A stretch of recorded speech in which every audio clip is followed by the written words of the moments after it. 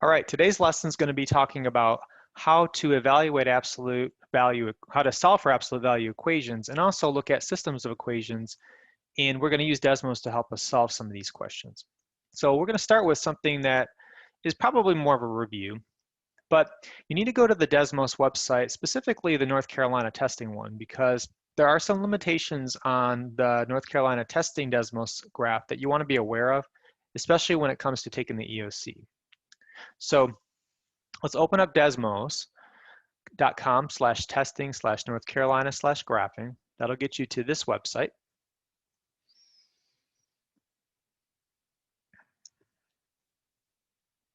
And I'll move this over here. And here we go. So to solve this problem, the first example, we're just talking about what are the points of intersection? Where do these graphs cross? And this one doesn't really require any work. You just gotta type it in and see where the points of intersection are. So our first coordinate, or our first equation is y equals, and you'll do negative. Remember, you can get the absolute value by doing shift and the button below backspace. That's the backslash. So there's one of your equations. Remember that this is an absolute value function that's been shifted left 2, up 6, and reflected. So it'll be open down. The other equation's a quadratic. So we've seen quadratics before. You type it in exactly as you see it. You don't have to solve for anything. And our goal is to simply find where they meet. Nothing fancy here. So the points of intersection. You may see several points that you can click on, but the actual answers to this question are going to be where the two graphs meet each other. And it's only going to be, in this case, where the green and the blue cross. So as you can see on that graph, those 3 points would be your points of intersection. So in no particular order, 1, 3, 2, 2, and 3, 1 would be your answers.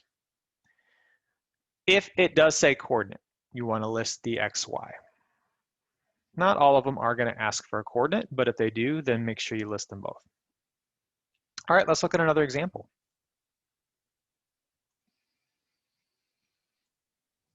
Okay, example 2 is similar. It's like number 4 in your assignment. You have two functions here.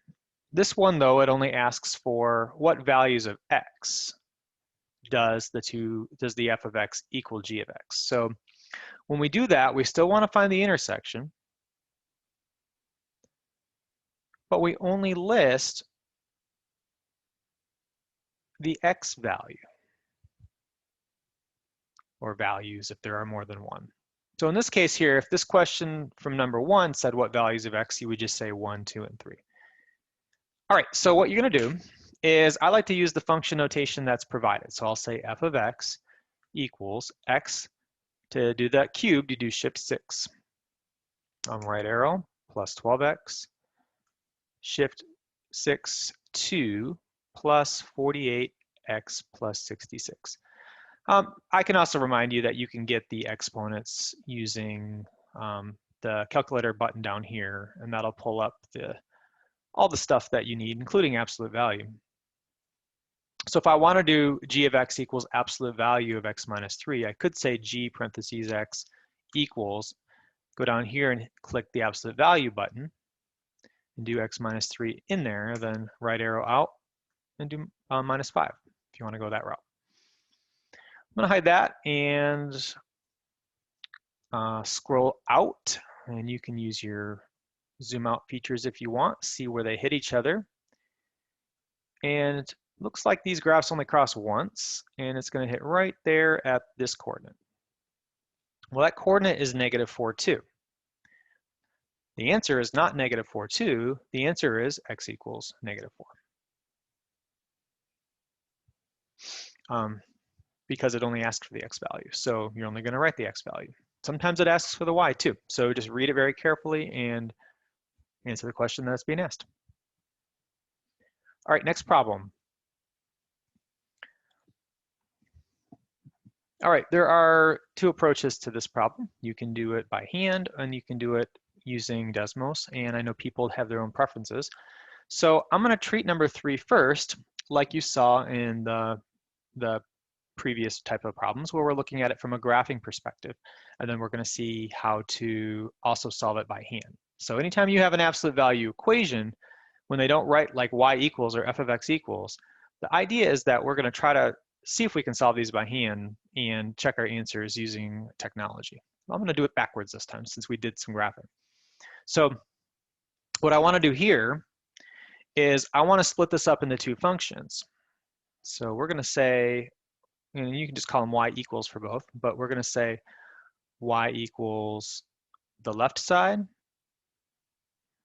and then y equals the right side. It's kind of like, you know, in old school in the TI calculators, we'd say y1 and y2. So it's kind of similar to that. So we're going to go over here, and we're going to say y equals 3 absolute value 2x minus 1 plus 4. And we're going to stop because the equal sign is, we're not going to type an equal sign twice. And we can't type in an equation in here into the North Carolina test version and just it'll magically give you an answer. You have to at least know what to click for the points of intersection. Now the next line, and this is where you got to be careful. You don't want to just put 16 because it's not going to give you anything. You got to put y equals 16.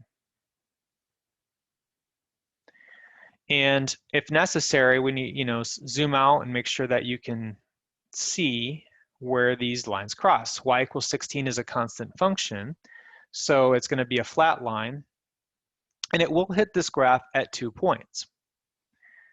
But let's look at the question. It says solve the following for all values of x. It's not asking for y. We know y is going to be 16 because we're trying to find the values of x that give you 16. So finding the intersection,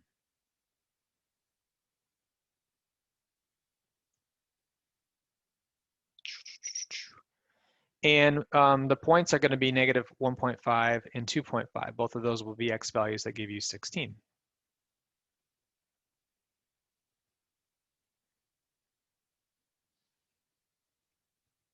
Now, I wouldn't be doing my job properly if I didn't show you how to get those by hand. So you know how to get the answer, but you do need to know how to work these out because there are going to be some problems that require you to know the steps to get these solved. That when you're answering the questions, it'll say what steps and what order are you supposed to solve these. So let me take that problem and rewrite it.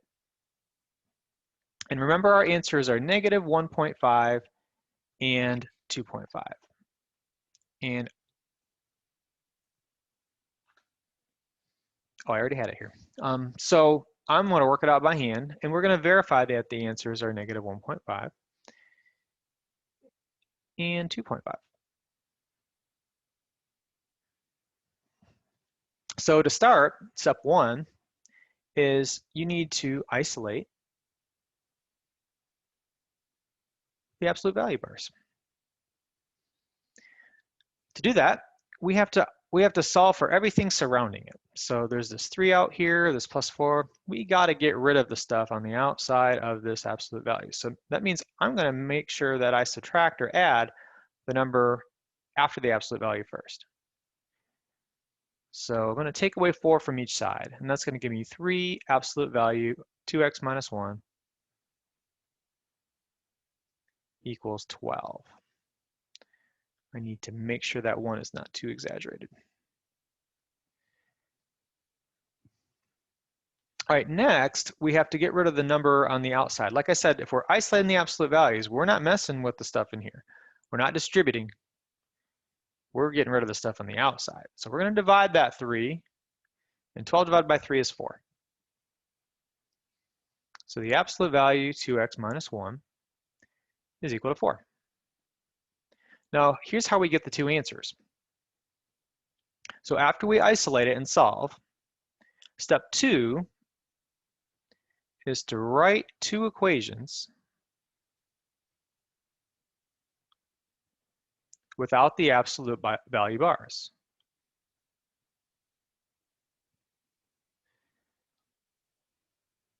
One where the right side is opposite. We do that because anytime you plug in a negative, you're still going to get a positive and an absolute value. So you're actually going to have two equations. One, you'll just keep the same. The other, you're going to make that 4 negative. See the difference? The 2x minus 1, that's going to stay the same. But the 4 here will be 4. The 4 here will be negative 4. Now let's solve it. Step 3 is to solve both equations.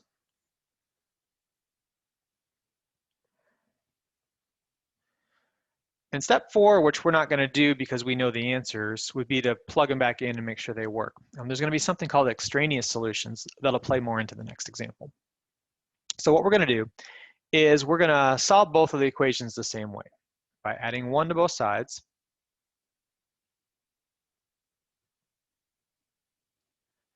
You're going to get 2x equals 5 because those ones cancel, and then you're going to get 2x equals negative 3. And then lastly, we're going to divide both sides by 2. And of course, you can write your answer as a fraction.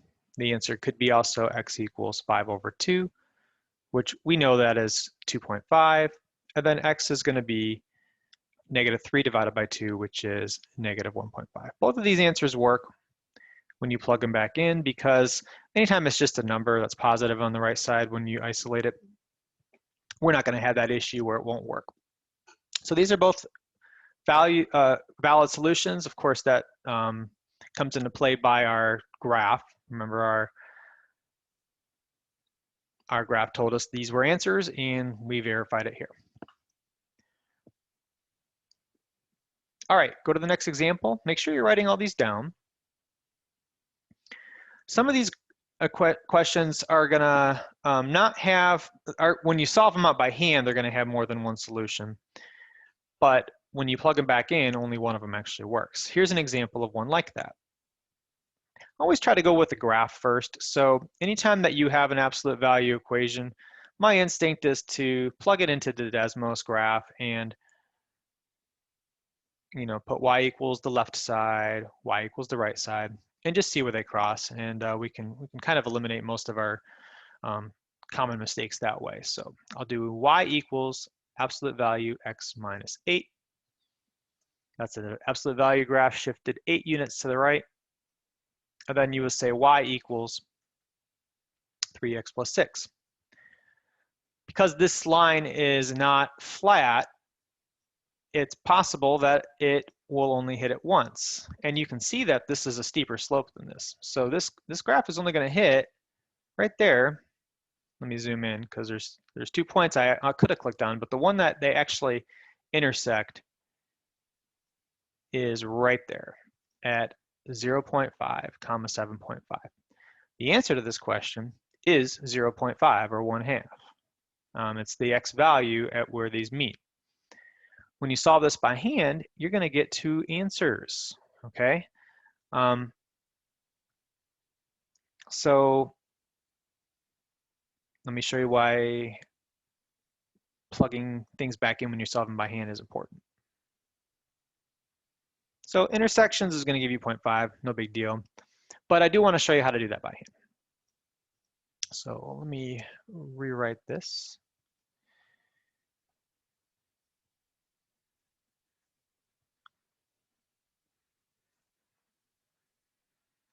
And we're going to talk about what an extraneous solution is in the process. So to solve these by hand, you want to isolate the absolute value, but this one's already isolated, so we don't really have to do that here. But our second step is to write 2 equations. We have x minus 8 equals 3x plus 6. One of them, just take the absolute value bars off and solve. The other one's going to be x minus 8, but we have to make this whole thing negative when we do that. So we actually are going to put parentheses around it.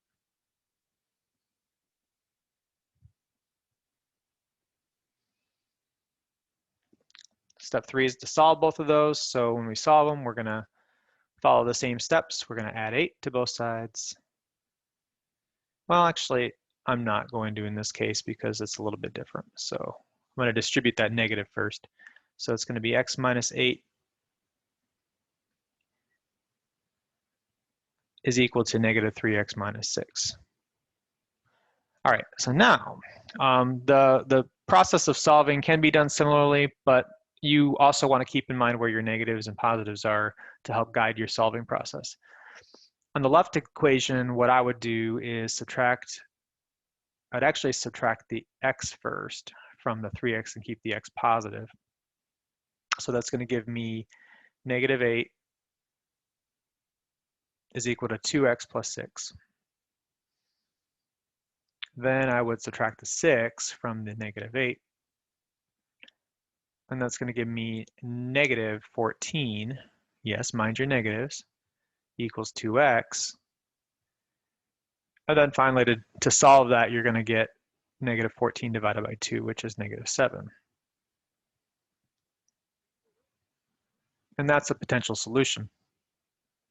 Over here, I would actually do this a little bit different. I would add the 3x, since the 3x is negative, to the x. So that'll give me 4x minus 8 is equal to negative 6. Then I would add the 8 to the negative 6. Remember, a negative 6 plus 8, that's going to give you positive 2. So 4x equals 2. I'll then divide both sides by 4. And 2 divided by 4 is 1/2 or 0.5. Use red here to be consistent. X is going to be 1/2 or 0.5.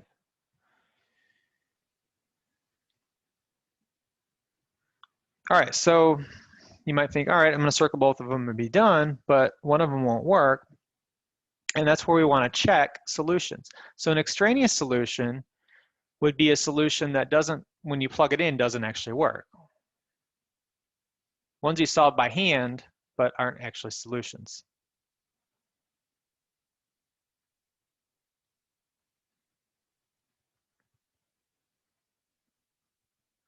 That's what an extraneous solution is. So we want to go back to the original function and plug in both the negative 7 and the 0.5. I wouldn't bother doing that necessarily by hand. At this point, we can utilize some technology. So let's start with the first one. If I plug in for x, negative 7,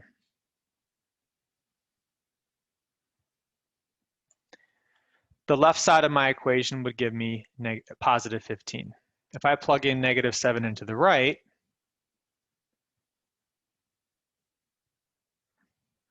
that side gives me negative 15, and they don't really equal each other. And that's why negative 7 is technically not a solution. But if I go back here and do positive 0.5, that's going to give me 7.5. And if I do 0.5 here, that's also going to give me 7.5. So you see how the 0.5 works, but the negative 7 doesn't. So this doesn't work when you plug back in.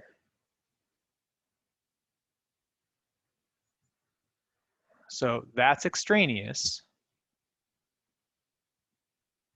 This is a real solution. That's the actual number that you would list as the solution.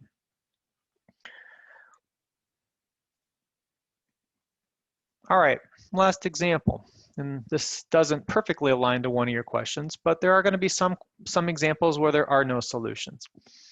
So I want to go through these and maybe show you how to look for problems that don't have a solution without necessarily having to go through the whole process of graphing each one. So what you're going to do to isolate each absolute value is, and everyone's going to have kind of a different approach, but in this case here, I would have to subtract 5. And I would have the absolute value of x minus 4 is equal to 3 minus 5, which is negative 2. Now let's come back to that. Let's isolate all the other ones as well.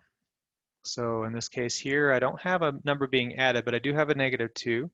So we're going to divide both sides by negative 2. and that's going to give me the absolute value of x minus 4 is equal to positive 4, because a negative divided by negative is positive. So we'll come back to that. And let's look at this one here. This is the absolute value of negative 2x plus 3 equals 12. That's already isolated. And then this one, I'll have to add the 5 to both sides. So if I add 5 to both sides, negative 7 plus 5, that's going to give us negative 2. So out of these 4 isolated absolute value bars, you'll notice that 2 of them are equal to a negative value, and 2 of them are equal to a positive value. Now, when we do an absolute value, let's take a look at what that actually looks like. The absolute value of x minus 4. The graph of that is an absolute value x minus 4. It's going to be shifted right to the 4 units. But you know that's opening up, and you know that's never going to go into the negative direction. So if I go back into the other side and I say y equals negative 2, and I'll put a y here just so we're consistent. That's not going to change anything. You'll notice that these two graphs don't cross. An absolute value, no matter what you plug into it, isn't going to get you a negative value. So since it can't equal negative,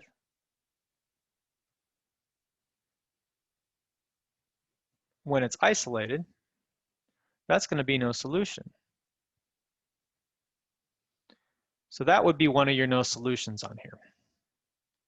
Now the next one, absolute value of x minus 4 equals 4. Well, if I change that negative 2 to a 4, they are indeed going to cross 2 spots. That's a flat line, but it's in the positive, so that's going to hit it. So those are going to have 2 solutions. So this one has solutions. The third one, it might not be obvious what this looks like, but anytime you plug in a number into the absolute value equation, when you don't have a negative out front, like here, or you're adding a number or subtracting a number, it's still going to open upward. So if you do y equals the absolute value of negative 2x plus 3, the negative 2 and the 3 inside are doing different movements. They're kind of hard to explain, but it's basically stretching and compressing it inside. And it's still opening up. So if I put y equals 12, it's going to hit.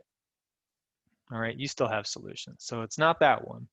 But this last one, the absolute value of x plus 6, y equals the absolute value of x plus 6, well, that's again opening up. And if I say y equals negative 2, they're not going to hit. All right, you can't equal a negative. So both of these would be answers that have no solution. Now, if you want to, be a little lazier and just put the graph in originally, y equals absolute value of x minus 4 plus 5. If I did this right here, and then I did y equals 3, you're still going to see that they don't cross. This just shifted it up 5, that's all. And the same thing for this one right here. Y equals absolute value x plus 6 minus 5, and then y equals negative 7. Still not going to cross, they're just shifted down below the x-axis. So that's the idea on these equations. In graphs,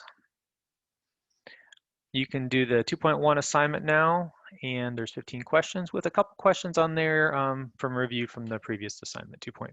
So good luck, and let your teacher know if you have any questions. Signing off, Mr. Weissert. Have a good day.